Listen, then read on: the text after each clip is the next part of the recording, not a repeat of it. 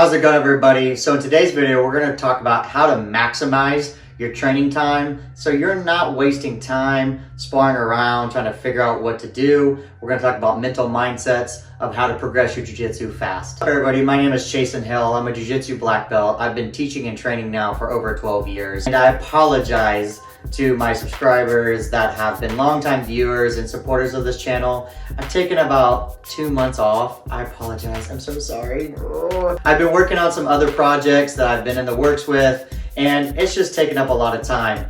Believe it or not, shooting these videos is not just as easy as clicking play and then posting them. You could do that, but in the YouTube world with a lot of good editing and videos, you kind of have to have decent editing, and that takes time. Hopefully I'm getting better. Back to the video. Today we're going to be talking about how to maximize your jiu-jitsu training time. This is a common thing I have to talk about with my students, and I've even had a couple of requests about this from some other subscribers. What do I mean by maximize my training time? This is typically a problem that happens at white belt and blue belt, and it's really more of a mindset about how you train. I've kind of briefly touched on this in some future videos on video about how to get your blue belts, other ones about white belt struggles, so check those videos out above here if you want to see those. But now I'm going to touch on this in more detail. But whenever you're training, especially as a white belt and a blue belt, you need to recognize who your training partners are. So if I'm a white belt and I'm training with a purple belt, for example, my objective when I'm training with this purple belt should not be to win, it should not be to submit him, and it should not be to dominate him. That is almost an impossible task, and it basically wasted your entire training night. Now, some people would argue with that and say, oh no, that's good for you to get smashed and to get beat up. Don't worry, that purple belt is still going to do that to you regardless of if that wasn't your intention. They're a purple belt, you're a white belt. Your mindset should be different when you're going into train. So if I'm the white belt and I'm training with a purple belt, I need to be going into this mindset of most likely being defensive and looking for my opportunities to escape. And why is that more valuable? Because nothing that I can do unless the purple belt I'm training with is just being so open and is encouraging me to attack, which is extremely uncommon at most schools, that I will not be able to mount any offense.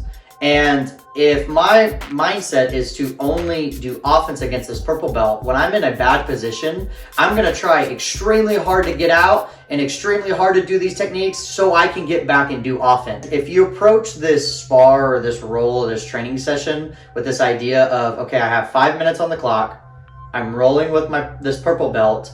If you go into it being more defensive mindseted and countering submissions and looking for your opportunities, you get a lot more done. Because of you not wanting to try to enforce your offense, you typically don't make as stupid mistakes and get tapped over and over again.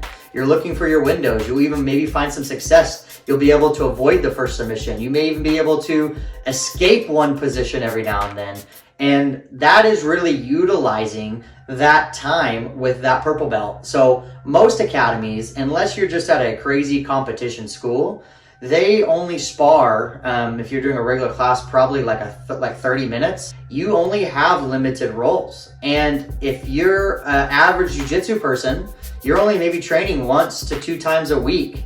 So that means you're not getting very many high quality opportunities to really practice against resisting opponents. So you need to maximize every single chance you get whenever you're rolling. And the first thing you have to do is, like I said, identify who you're sparring with.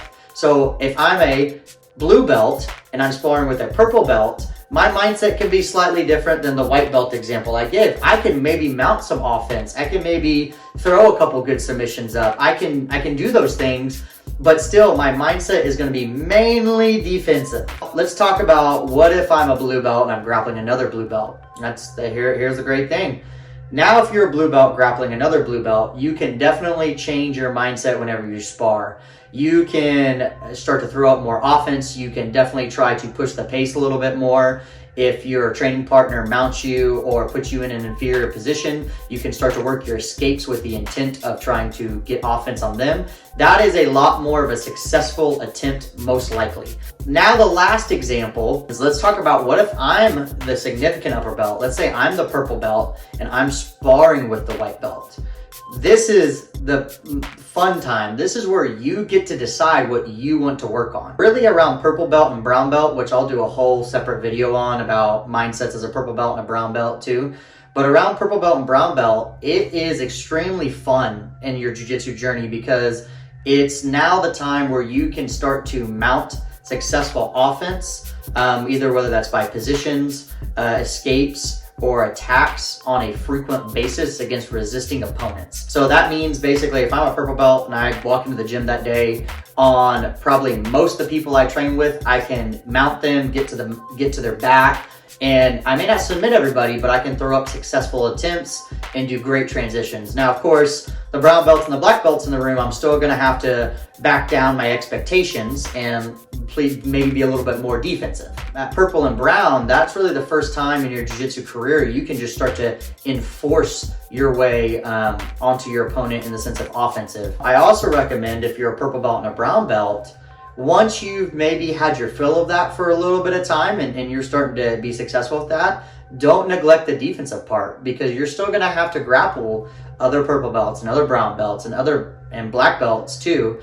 So you don't wanna neglect your defense working with even lower belts. A great thing to be able to do if you're an upper belt training with a lower belt is if your idea is that, hey, I wanna work on defensive and transitions, let them put you deep into the fire. Let them try to arm lock you. Let them put you in a triangle. Let them take your back. And who cares? If they tap you, so what? They tapped you. It's not a big deal. Tap, say good job, and two, most of the time they know that they, you let them get there and, they kind of understand the deal. If not, you can have a come to Jesus meeting in the next sparring session. These are just some great tips that I know I wish I would have had when I was a newer student, when I was a white belt or a blue belt, that if someone would have put into perspective of how to maximize my training time, that would have been awesome. I think it was because I was like 20, 21, I trained jiu-jitsu almost every day, so I didn't really look at it from that standpoint. Average jiu-jitsu person is not the 20-year-old college kid. It's usually a 35 to 40-year-old professional that trains 1 to 2 days a week. And if you're watching this video, you need to go into the mindset of how can I be the most efficient at my time while I'm training? This training plan totally varies if you're a full-time competitor and you get to train 6 days a week and whatever. I still think you should approach each belt with a specific mindset. That definitely does help, but you can kind of get away with doing, no plan.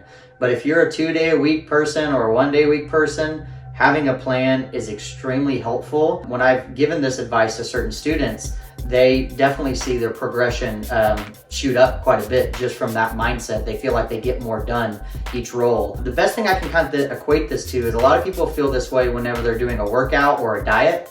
If you actually have a diet written out or a workout written out, you're typically going to follow that a lot better than just showing up to the gym and be like, I think I'm gonna do some chest and some back today and just kind of move on. Usually if you have a plan, it's a lot easier and you feel like you've succeeded a lot more. Like I said, I apologize greatly for not posting any new content lately. I'm gonna hopefully start to get back to doing that.